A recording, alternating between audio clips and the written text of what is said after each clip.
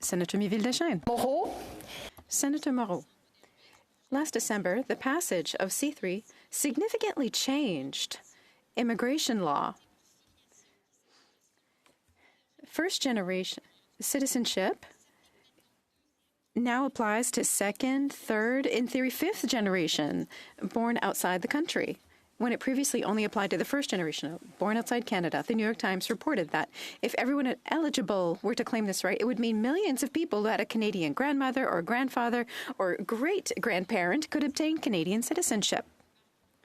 We've already seen a 50% increase over the past year in the number of applications for citizenship by Americans. Can the government provide us with an estimate of the number of new citizens expected over the coming years? It must be noted that very few countries have such generous policies in this matter. Senator Moreau. Merci pour la question. Yes, thank you for the question.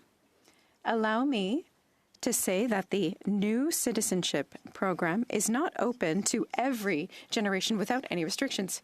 People born or adopted abroad as of December 15, 2025 by a Canadian parent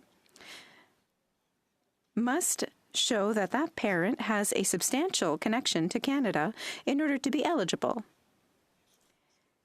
The connection is demonstrated by 3 years living in Canada, which limits accessibility when it comes to the numbers outlined by the New York Times. However, the majority of cases of people who lost their citizenship have been resolved after legislative changes were implemented from 2009 to 2015.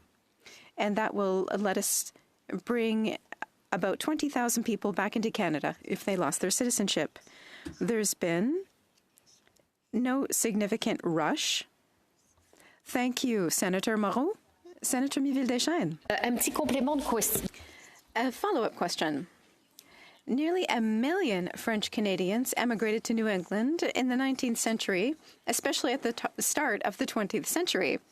Will the government do more to publicize this new policy in New England so that the Gagnons, Tremblays, and Robichauds, who have been from one generation to the next Canadians, then Franco-Americans, then Americans, may eventually return to the land of their ancestors if they so wish? Senator Moreau. Je compléterai la réponse principale. I will add on to the main answer to say that about 2,400 applications are received per year. As for your supplementary question, the government has proactively established communication with people likely to be affected by the changes made by Bill C3. IRCC, along with their counterparts, will be in contact with people likely to benefit from the measures outlined in C3.